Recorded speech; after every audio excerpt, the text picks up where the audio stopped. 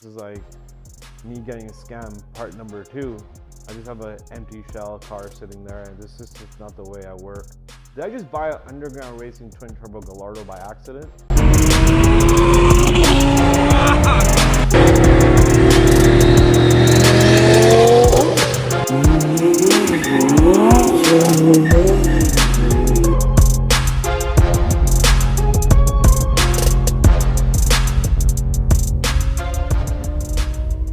So the year is 2018, March, when it first all started.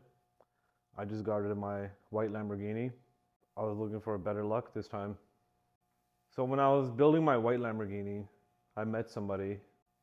Let's just call him John, just for the sake of it.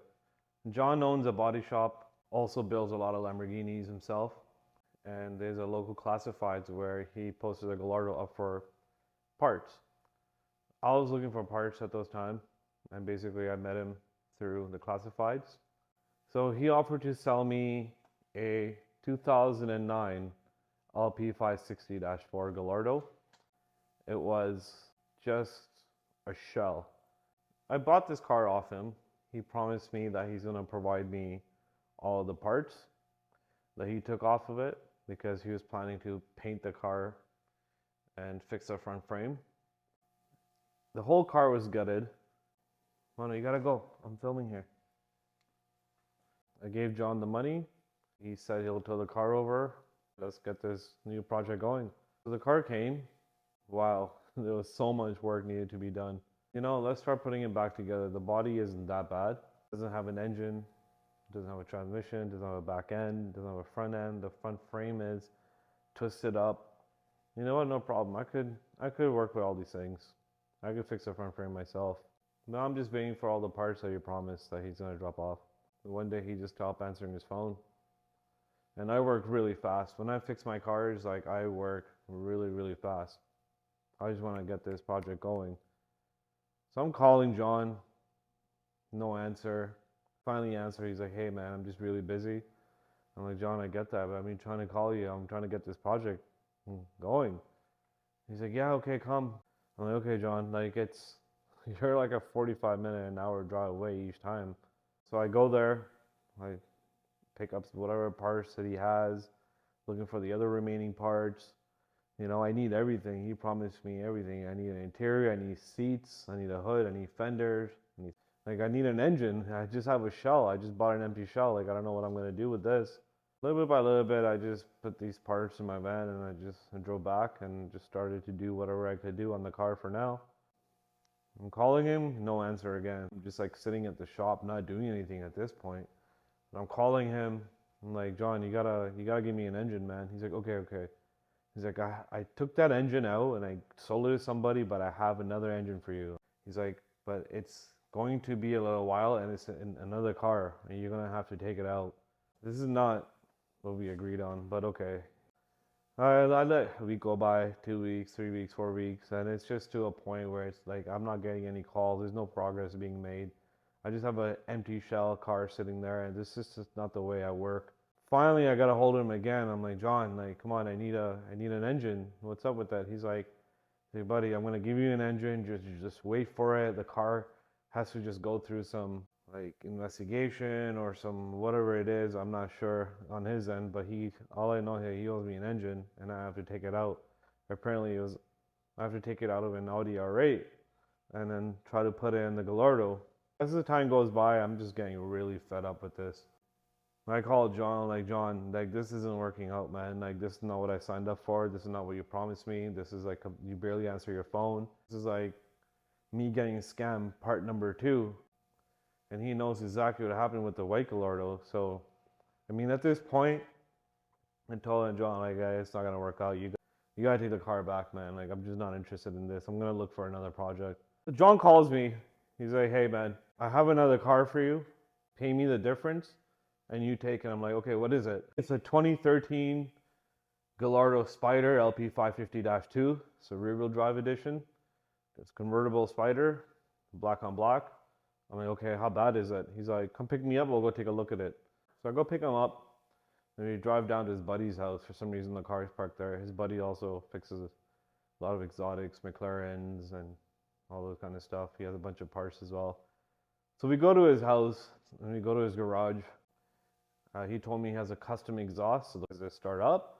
He's like, yeah, it starts up. I'm like, okay, let's start it up. So he starts up in front of me. The car just, wow, okay. So I could deal with this, you know. And this is, I mean, the whole front end is completely gone. Really interesting sounding exhaust you have over here. But okay, I'll take the car. I'll pay you the difference.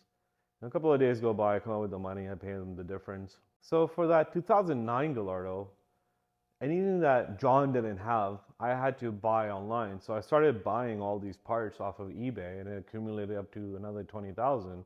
So I'm already $20,000 deep in on all just parts alone for this 2009 car, which I basically gave back to John now because John is giving me this 13 Spyder. So the car finally shows up. Tow truck driver unloads it. It's a nice, sunny, beautiful day. I'm happy I got the car, new project, let's get this going. I walk inside the shop. The car just got dropped off, and the back of it is facing the inside of the shop.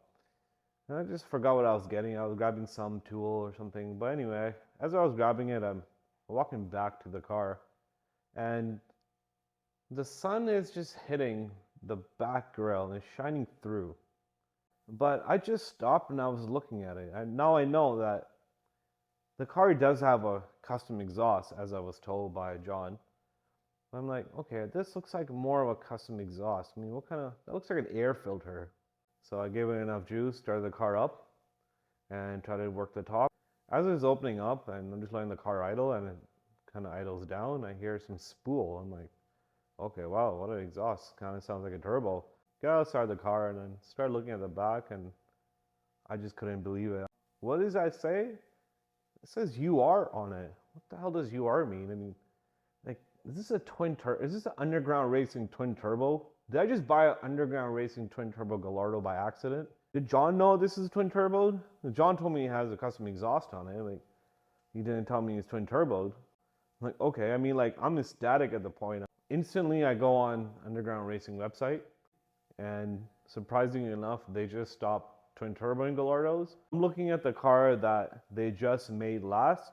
It was a 2013 Gallardo Black Spyder with red calipers, black wheels, the exact same looking thing that I have sitting in my shop right now. And I just go on the Instagram, and little did I know, I found the post. I can't believe it. I'm like, this has got to be the same exact car. You could see like someone by the name of Brandon owned the car before, went to California, and now it's here. That's awesome. Let's start fixing it.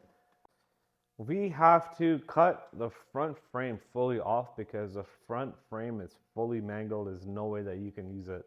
John did promise me a front end of that car minus a bumper and fenders.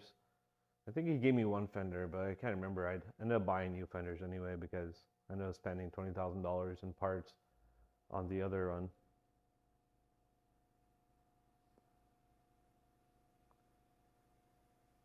So, looks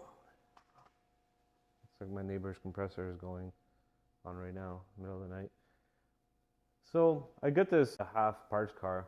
So I cut the front end off it, carefully measure the one on my twin turbo car, cut it exactly where I need to cut it, and then measure everything up, line everything up, aluminum weld everything back together. Little bit by little bit, I was just piecing it back together. I remember I went to John's picking up some parts, and John's like, hey, so I want to ask you a question. I'm like, okay, uh-oh. I never said anything about the car being twin turbo to him.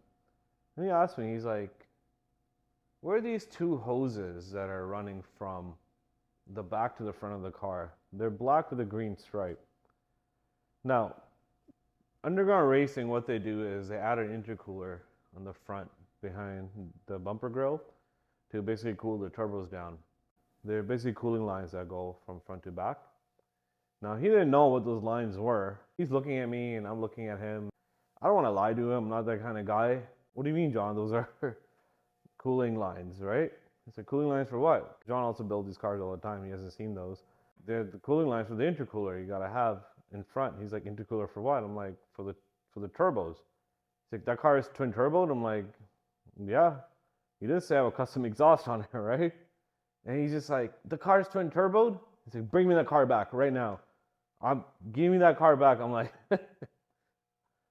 okay, no, I don't think I can do that. But he was obviously joking. Probably not. He's like, oh, I sold you a twin turbo. He started going on and on. He's like, you owe me more money now. I didn't know it's twin turboed. I gave you every penny that you asked for. He's just very money driven. Like, you're trying to take advantage of me. You know, I'm young at this time. I'm trying to get into the business. So I get back to the shop. I finally start putting it back together. I put the whole car back together. I finally get it painted. I remember finishing this car on the day of my cousin's wedding. And the first drive I took with this car was in September 2018 to my cousin's wedding. Right from the shop where I picked it up where it was painted to the wedding hall. Wow, I'm like, finally, I can't believe I just finished this car in less than 2 months. Al's absolutely loving it. Starting to drive the car, I'm taking it on rallies. It's the fastest thing I've driven ever in my whole life. I mean, like, it's just, there's a knob in the glove box. I know if you go all the way to the max, that's race gas setting. You don't want to put it to that unless you're running race gas. You know, I'm putting in 94 octane in this car and I'm like really enjoying it. And I've owned some fast cars before in my life, so I know how to drive and take care of fast cars. But I'm noticing something is weird going on with this car. All of a sudden, it started losing boost and it started having absolutely no power. I go online on the forums. I asked for some advice. I told them the car was accidented and I showed all the pictures of the repairs. Underground Racing themselves, they commented. I just got a reply of, don't know, it was hit. They weren't really much of help. Looks like they didn't really want anything to do with the car anymore. So I started disassembling the car slowly little by little bit, and I couldn't really find anything. I'm like, you know, let's just take the turbos out.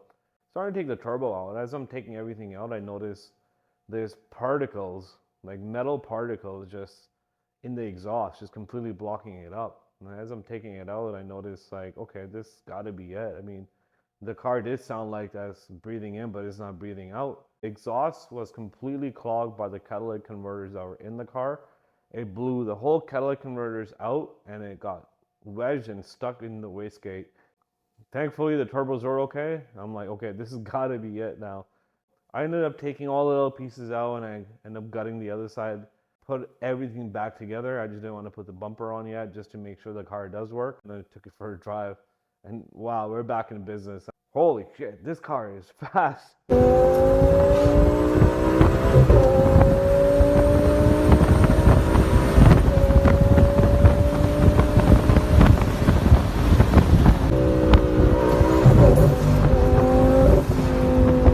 It really started to go. I'm just absolutely enjoying the car now. Finally, I've worked so hard.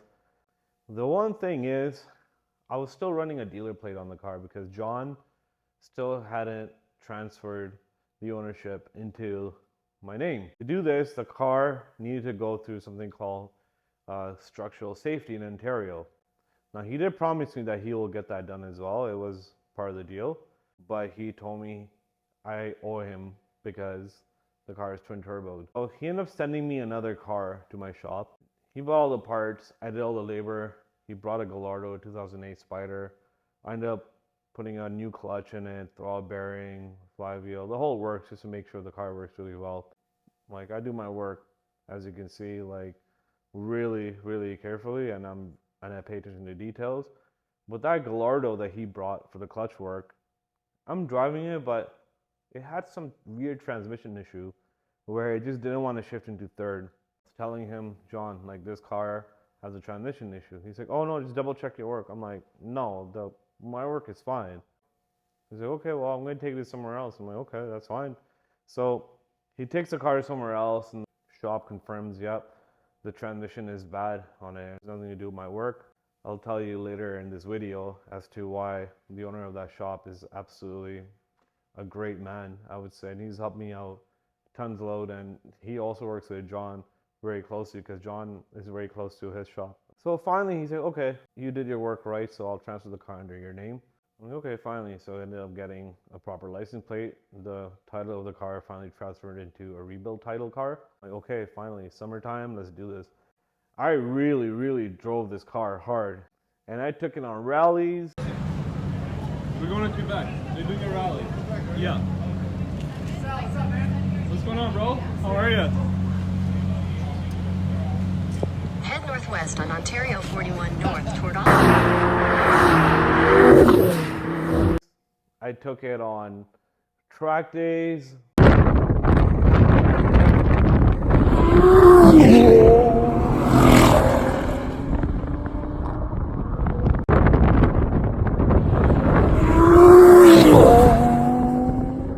My daily driving car. I took it to cruises. I took it everywhere. I mean, I was really starting to fall in love with this car. It was working really nice. The car was really reliable until it started giving issues. The car always had a weird idle. I was always changing spark plugs on it. Since it's a twin turbo car, there's a whole list of items that are completely different with the engine now. Like, it takes a different type of oil, a different type of transmission fluid. I serviced the whole car and I replaced all the fluids, the transmission fluid. I did engine oil changes very often because I just don't want any cylinder washdown, fuel washdown. The car just ran really nice, but also it started giving me a lot of problems where it just wouldn't idle right. And I started chasing this problem. Like, I started looking at injectors, I started looking at spark plugs, vacuum lines, started looking at the wastegates and maybe clogged air filters. And I'm just like, I don't know what's going on with this car, but I just had a weird idle, and then it started randomly. If you don't rev it high enough, then it would die. But it was boosting completely fine. It had full power, so the car is running. It was running good, but it always used to run really hot. I could probably live with this. I mean, it's going to be a little bit tough in the summertime not to let the car overheat. As the car is, I know it's a race car. You got to have some sacrifices. So I just kind of drove it. I put the top down. You know, it gives me a reason to enjoy the sun. Never really a convertible guy, but, you know, I started really enjoying the convertible. I remember I got it wrapped red. I kind of got bored with the black. I love the black, but it's like, you know, when you're going on these rallies, all these other cars, they're nice bright colors. I'm like, you know what, let's change it up a bit. The calipers are red. It has red interior stitching, and it has really beautiful like wheels on the car. I don't want to change the wheels. Let's just spice it up a bit. So I ended up going with a red with the Italian stripe down the back, and the car looked absolutely beautiful, I thought. I remember going on rallies and with this car, and it just, for some reason, it just started running hotter and hotter. I'm like, okay, what's going on with this car, man? But it's just giving really good power, but it's just running really hot. Until to a point, I just, you know, I think the car is starting to overheat. I remember being in this one rally, like, we were just going at it. We're just like pedal to the metal, and if you can't keep up, you gotta get out of the way. And then I just remember it was such a hot day, and the car started overheating, and I have the top down. I have no air conditioning. I just remember just burning hot under the sun, and the car's running hot. And I'm like, you know what? I gotta turn the heater on because I gotta cool the car down. I don't know what's happening with this. So I ended up turning the heater on, and I remember my girlfriend at the time, like, she was burning. She was being cooked alive at that time. I just remember, like, she took her seatbelt off and just kind of stood up, like, above the window frame, above the windshield, and she's just like, oh, I gotta cool off, it's just so hot. And we all pulled over to take some photos by this train station. I just remember standing outside after the drive of just being brutally burned alive in that car with the heat on under the sun. The group organizer, him saying something, and I'm just standing there. I'm about to just like fade out and have a heat stroke. It's blown up, it's broken, remember? And John's like, yeah, I know, but sell it to him anyway. I'm gonna revert this car back to stock. And I end up getting a message from somebody saying that, hey, I was in that car when I crashed.